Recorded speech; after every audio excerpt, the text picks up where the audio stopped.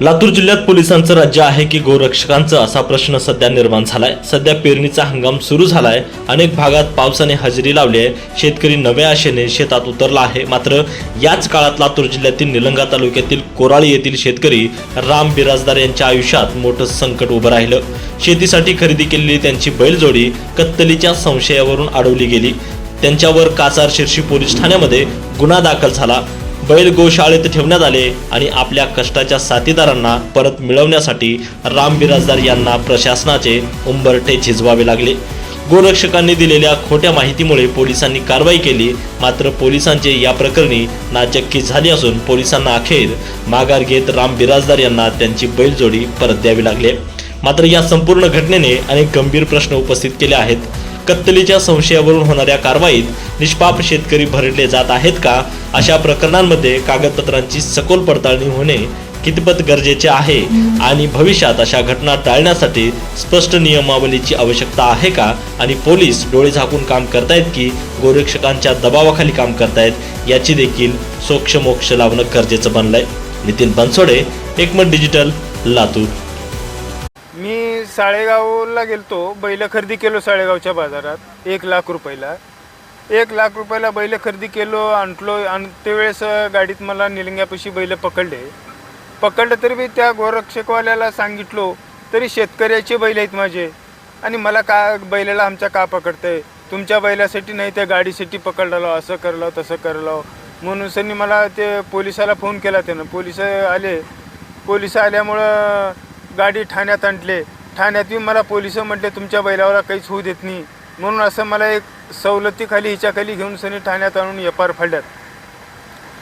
फाडून सनी हे केल्यात, दाखल केल्यात आणि बैल ठाण्यात बी ठेवून गोशाळेत पाठवून दिल्यात।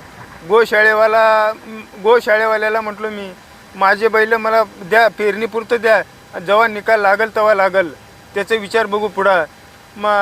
त्यांनी मला बी बैल दिलेले नाहीत, दुसऱ्या शेतकऱ्याला बैल दिल्यात। आम्ही आता शेतकरी, आम्ही कसं करायचं, का पेरायचं का ठेवायचं, का करायचं हे निर्णय आमचं लागतं का नाही, का करणार आहे सांगा, हे काही कळायला तयार नाही। खर्चाबद्दल आता हे लाख रुपये बैलाला गेले आणि पेरायचे 50-50 हजार रुपये खर्चा, शेतकरी का करणार, कसं करायचं सांगा। बैल 1 लाख रुपयाचे आणायला 5,000 रुपये भाडं आणि ह्याने आणून आता आम्हाला पेरायला आणि ट्रॅक्टरला आता 5,000। बैल किती रुपयाला घेतलो तुम्ही? 1 लाख। घ्या बैल कितीला घेतलो?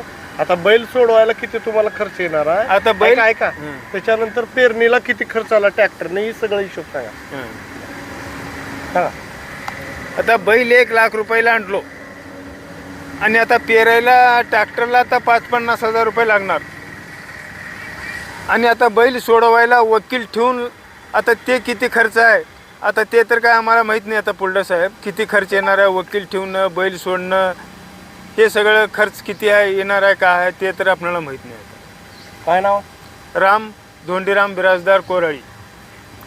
दिनांक 25/6/2026 रोजी गोरक्षकांनी धानोरा इथं जनावरं कतलेल्या जातात असा डायल 112ला कॉल केल्याने पोलीस स्टेशन कासार शिर्शी येथील सेकंड मोबाईल घेऊन तपशी कर्मचारी गेले होते। सदर ठिकाणी गेल्यानंतर जनावरं आणि ते पोलीस स्टेशनला आणले। गोरक्षकाच्या याच्यावर त्यांना टॅग नसल्याने हे करण्याकरता आपण गुन्हा दाखल केला होता त्यांच्यावर। सदर गुन्ह्याच्या तपासात जे जप्त केलेले बैल आहेत ते शेतकऱ्याचे असल्याने निष्पन्न झाल्याने शेतकऱ्याला आपण गोशाळेला पत्र देऊन शेतकऱ्याला परत केले आहेत। सदरबाबत योग्य तपास करून कोर्टात दाखल करीत आहोत, अंतिम निर्णय कोर्टात दाखल करीत आहोत।